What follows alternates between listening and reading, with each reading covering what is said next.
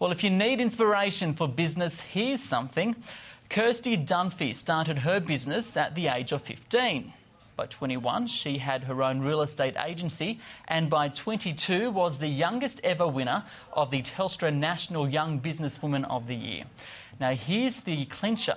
By the age of 27, she was able to retire if she wanted to, a self-made millionaire. So how did she do it? Well, Kirsty joins us now in the studio to tell us all about it. Kirsty, thank you very much for your time. Thanks for having me. You've got a very interesting story. Let's start about inspiration. Where did you get the inspiration from the very beginning, especially at such an early stage, to want to be an entrepreneur? Well, I was kind of a strange child. Like most kids run around going, you know, I want to be a doctor, I want to be a ballerina. I wanted to be just like my parents when I grew up. Yeah, well, exactly. Well, I wanted to be Madonna for a little while, but once I heard myself singing, that wasn't going to happen. But I wanted to be just like my parents when I grew up, because my parents had these small businesses, they had investment properties, and they were actually able to retire in their 30s. So I'm like this little 5 or 6-year-old running around going, you know, I want to have businesses and I want to have property. And so I knew from a young age that pretty much I wanted to rule the world. So you started at your parents' small business. Absolutely. What were you doing there, and what was the business? What didn't I do? You know, I've been serving in a petrol station, collecting money from a laundromat, chief biscuit maker in our biscuit making factory, helping Dad, you know, check the investment properties, and all from a really young age, which was amazingly helpful in sort of fostering a work ethic in me. You know, I never sort of saw it all that much as work sometimes, especially with the biscuit making, but, you know, it was fun. It was exciting to be involved. I had a little stand I could use in our petrol station so that I could actually be high enough to get money out of the cash register and that sort of thing. So it was exciting. For the average viewer out there, they might be thinking, oh, well, it looks like you've had a pretty a good upbringing in terms of being financially stable because there was all these businesses behind you. But your parents did go bankrupt at one stage as well. How hard was that? And wasn't that enough to stop you from going, hey, this, you know, going into business is a bit too risky? In terms of the upbringing I've had, I would say for an entrepreneur, you probably couldn't have had a better upbringing, because I saw what worked well for my parents' businesses, and then again, you know, with them going bankrupt, I saw what didn't work well.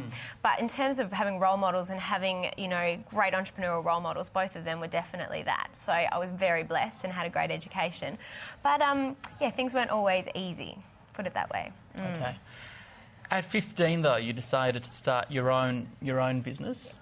What kind of a business can you start at 15? I know. Well, trust me, it wasn't the first business I started to try, but it was probably the first legitimate business. You know, selling DVDs or pirated videos in primary school was one of the first ones, so obviously not all that legitimate. So when I was 15 years old, I walked into a jewellery store and I just loved the stuff that was on sale. And even though my parents had had the experiences that they'd had, I took it as I've had an education. You know, I took it all in the most positive way that you can. So I said, gosh, you know, if I want to start up my own business, this jewellery is fantastic. It's cheap. I can afford it. I'd been working 2 part-time jobs at that stage, and I was 15 years old. And instead of buying my first car, I said, right, I'm going to buy jewellery instead, and started buying from that shop, selling at markets in Tasmania, and eventually I ended up importing from Thailand, selling to shops, having my friends sell at markets, selling at school in lunchtime. So how do you go about importing it from China, from Thailand at such a young age? At that age, I just basically found a supplier on the internet. But how did you know about it?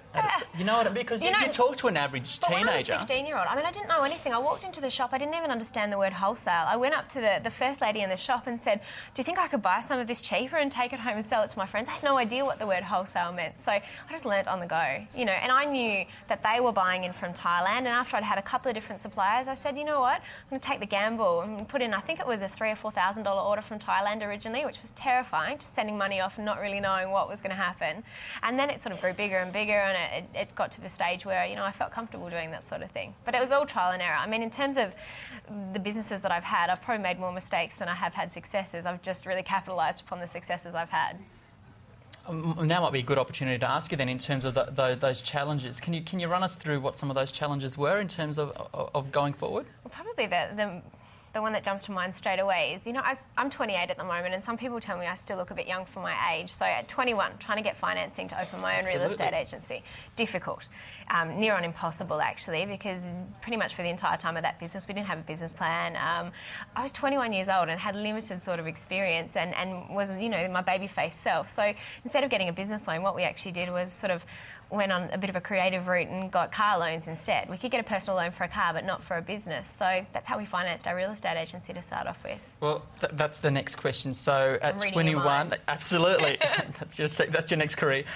At 21, your first full-time job was in a real estate agency. So before you created your own, though, you were working for someone else? Actually, I worked in real estate. It was one of my first part-time jobs when I was 15. So I've been in the industry way too long now, and originally just started after school, filing slave, basically. So, you know, going in there, making coffee, filing. Eventually I got a title, which was property management secretary, but all I did was still filing and, you know, coffee and that sort of stuff for the first couple of years.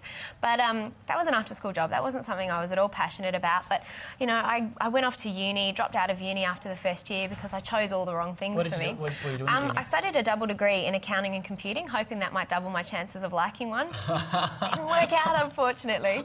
But so after dropping out and coming home back to Tassie with my tail between my legs, I just got another job in real estate because that's what I'd always sort of, you know, been doing and been able to do. And it wasn't until I started selling real estate when I was 19 and I had clients, you know, burst into tears because they were so happy with what I was able to do for them. I went, oh, this is starting to tick the boxes of something I could be passionate about. So that's where you started to develop the passion then? Absolutely. When I was 19, when I was selling, when I was out there in the field, hopefully making a difference for the better in people's lives and, you know, starting to see the money coming in. You know, that was something that was important to me. Coming from my family background, you know, people say money isn't everything. Well, it's not, but it's important to me, and it was at that stage, definitely. Money is something.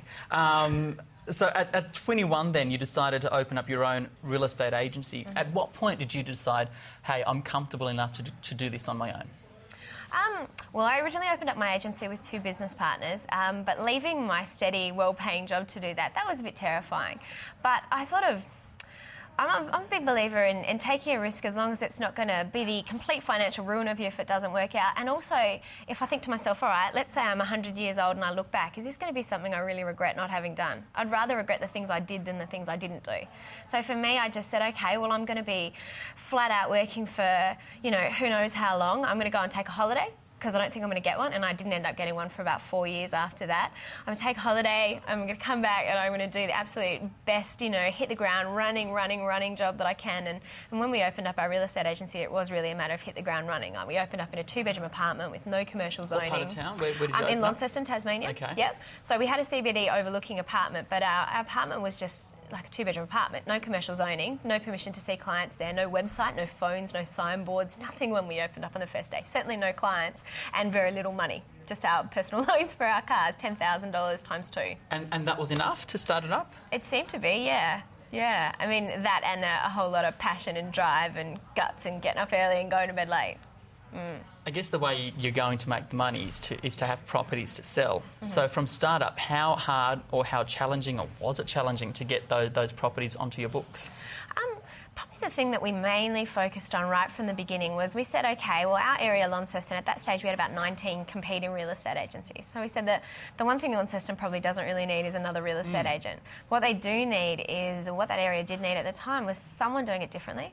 So our entire strategy was just basically focused around making people feel special, making them get that happy vibe after dealing with a real estate agent, because we know that that's not always the case. I mean, real estate agents quite often end up with a bad name. And so we wanted to make sure that we were absolutely delighting every client that we dealt with. And when you're building a strategy like that, like, yes, we did marketing and all that sort of stuff as well, but what I really wanted was I wanted someone having a great experience with our company and then coming telling their friends, telling their families. I wanted our business to really grow by word of mouth. You said one of the challenges was your age in terms of getting funding, but in terms of actually running the business and a relationship with customers, does that really matter? For about the first year, until I started to get a bit more publicity and become a bit more well-known, I was mistaken for the receptionist so many times. Oh, really? So many times. And I wasn't offended. I mean, that's a natural assumption. You walk in, there's a young girl sitting there, you know, can I have my coffee, all that sort of stuff. So it wasn't offensive and it was to be expected. But I've always thought that my youth was an advantage, not a disadvantage. Even in selling at 19, I had so many clients who said to me, you know, they said, you know, I know you're not as experienced as some of the other agents, but I know you won't sleep until the job gets done. I know that you will talk those people's ear off until they, you know, sign the contract and buy the house. So I've always got more out of my enthusiasm. And I think what I've found is that you can really counter any disadvantage you may have by being young, by being as knowledgeable as you can. So I just studied everything that I possibly could, you know, and made sure that I was an expert as much as I could be on what I was doing. Do you think there was a bit of, let's help the local girl along? You know what?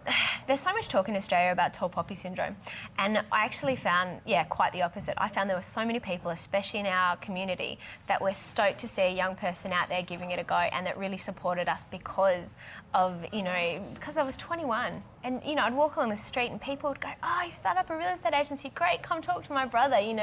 Not people that I knew, but people that were excited that a young person in Tasmania didn't think that they had to necessarily come to the mainland to be successful. Yeah. Good point. Kirsty, we've been talking about the real estate, your real estate agency. Tell us, at what point did you decide, hey, I've pretty much made enough money by selling property to retire a millionaire if I so wanted to? Okay, well, I probably have to go back to... I'm a big goal setter. So I have to go back to when I was 15 years old, and I set myself this goal that I wanted to be a millionaire by 21. Right. I was so gutted, turned 21, didn't happen. I had to wait till I was 23. And even then, I mean, you can say millionaire, but if you retire, a millionaire these days, you're going to burn through that pretty quickly. So when I was 25, I did the figures again and went, multi-millionaire, nice. But even then, that wasn't the right time for me to say, I don't have to work again another day in my life. And that probably came in 2006. Mm-hmm. Mid-2006, I decided it was time for me to sell my real estate business, which we'd grown from 3 people to around 50 people, from that 2-bedroom apartment to 6 offices around Tasmania.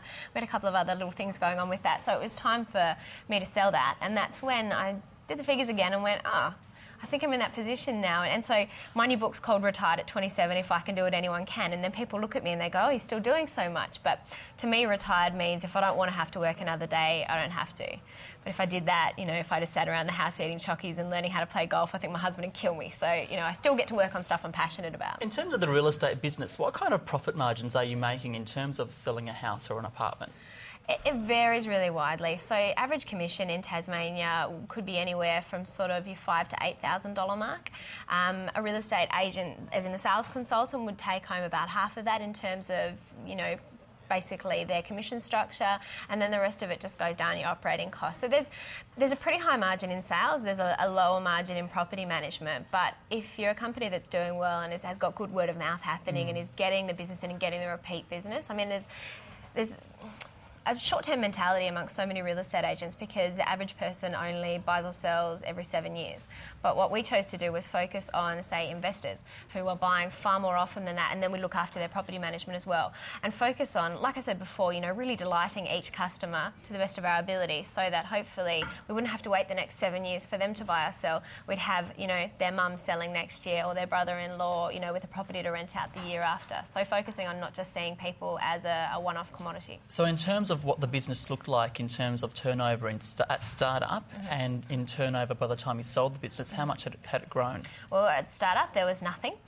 The figures I can tell, in 2004 BRW listed us as the 24th fastest growing company in Australia, and we had revenue for that period of 2.4 million, and then the company grew for a couple more years after that, and that's when I decided to sell. The other question I want to ask, because you've made it sound really easy to pull in a couple of $1 million, but what kind of challenges did you face in terms of real estate? And in terms of your success, has a lot got to do with the right timing in terms of the market booming? It was a great time for us to go into the Tasmanian market, but I wholeheartedly believe that we would have been successful regardless. Tasmania, the property market plateaued for about 10 years prior to us coming into the market. As much as I'd like to take credit for the market going up, I mean, that wasn't it. But I think that there's so many people out there, especially young people these days, Gen Ys and young Gen Xers, who earn a considerable amount of money in their jobs, but they'll then still don't build the wealth. So for me, it wasn't necessarily the money I was bringing in from that business, it was what I decided to do with it. And I'm a pretty sensible person with my money. I have a small fetish for shoes and travel, but apart from that, I live a pretty normal, sensible lifestyle, and so I was careful with my money. And because I've worked in real estate since I was 15 years old, property was going to be the obvious thing for me to invest in, which I started doing when I was 20, and I've built up a nice little portfolio which now provides me with that passive income, which means that I don't have to work anymore. So, given what the property market looks like at the moment, and we're hearing so much about there not being enough rental properties or apartments or that sort of a thing, for those people out there that are looking to invest in property or B, to buy property, what would be your essential checklist of things you need to do? Okay, first thing, do your research. Become an expert in the area and the type of property that you're going to buy in. Take the time, like don't rush into anything. I'm a firm believer in not buying sight unseen. I'm a firm believer in hopping on the plane, spending a couple of $100 on a discounted airline and getting over there and checking it out for yourself. Get all the proper reports done. I mean, up here, pest, but obviously anywhere, building report, and make sure that you feel comfortable with the deal. But the most important thing I would say for anyone, and especially it's so important in light of the recent interest rate rises, buy a loan that you can afford if interest rates, buy a property with a loan that you can afford if interest rates go up. I mean, there's going to be so many people that have just been pushed to the limit by these recent interest rate rises. And to me, that's something that I would never want to get into myself. And I would always say to someone, I mean, when I got my first approval to buy a house, they gave me approval up to $80,000, which doesn't sound like very much these days, but this was back when I was 20, so 8 years ago. I bought a unit that cost $33,500 and I got the $7,000 first home owner's grant on it. So I went well within my comfort zone. Someone like me, when we look at our first property, we're looking potentially $300,000, $400,000. But that's the thing, like, if the bank gave you approval to go up to 400, I'd say, start looking in the 250 to 300 range. I know you're not going to get anything sensational up here. You might get a car park, I don't know. But don't put it to a position where you're going to be waking up at 2 in the morning, sweat pouring off your forehead, going, what do I do about my mortgage? Life's too short to be worrying about your mortgage. And in terms of what you're doing now, we've got these books that you've become an author as well, a bit of self-help also there, and other websites as well, like Really Sold. Yeah, Really Sold's our new business venture, actually. It's probably only been up and running now for about 15 days, so we're getting right in on the ground level. But I get really frustrated when I read through different property guides across the country and I see some of the language that real estate agents are using to describe homes. Like if I see one more property advertised with the heading location, location, location, I'm just going to, harbour views, harbour glimpse. Harbour glimpses, yeah. Well, we all know what real estate agents mean when they say that. So Really Sold actually helps real estate agents write better ads so that, they're doing a better job for their clients and hopefully creating a few more smiles out there. Okay, we've got a minute to go and this will be very interesting. I want to do the In Business Top 10 with you right now. Very quickly, what was your first job? Working at the petrol station. What was your worst job? When I was cooking the biscuits for my family business. In your current business, what's the biggest challenge you faced? Probably not working with a big team. I miss people. It's only a small team now. Biggest mistake you've made? Probably poor decisions with staff, following my heart and not my head. Biggest success? Managing to stay happily married despite everything else that's been going on in my business life. That is a big success. The greatest competitor? Myself. Who was your greatest role model? My mum and about 1 million other people I've read about in books. If you weren't doing this, what would you be doing? Madonna. I'll be Madonna. There you go. Your business mantra? Success is getting what you want, but happiness is wanting what you get. And finally, your greatest business tip? Do something you love. Do something you can be really passionate about or don't bother. Okay. Kirsty Dunphey, appreciate your time. Thank you very much for your time. Thanks for having me.